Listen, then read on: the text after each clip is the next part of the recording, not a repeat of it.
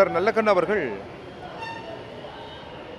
கடந்த 20 தினங்களாக ரஜிகாந்தி மருத்துவமனையில் சிகிச்சை பெற்று வருகிறார். மருத்துவர்கள் தொடர்ந்து போராடி கொண்டே இருக்கிறார்கள்.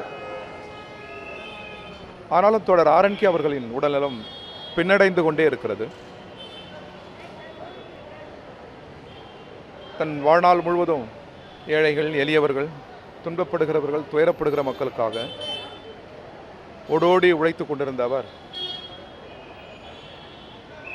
நீண்ட நாட்கள் இயற்கையுடன் போராடி கொண்டே இருக்கிறார். மருத்துவர்கள் அருகிலிருந்து அவரை ஒவ்வொரு நொடியும் அவரை பார்த்து கொண்டிருக்கிறார்கள். தொடர் ஆர்என்கே தனது வாழ்வின் பெரும்பகுதியை நாட்டு நலன், மக்கள் நலன் என்றே கழித்தவர். உணர்வுகள் மங்கிய சூழலிலும் அவர் சிந்தனைகள் நாட்டை பற்றியும் எளிய மக்களை பற்றியுமே இருக்கும் என்று நாங்கள் நம்புகிறோம். மருத்துவர்களின் ஒரு அதிகாரபூர்வமான அறிக்கைக்காக கம்யூனிஸ்ட் கட்சி காத்திருக்கிறது. அதெல்லாம் மருத்துவத்துறை, மருத்துவர்கள் சார்ந்தது. அது ஆர்என்கே போராடுகிறார், இயற்கையோடு போராடுகிறார். இன்னும் சொல்வதென்றால் இயற்கை மன்றாடுகிறது அவரிடம்.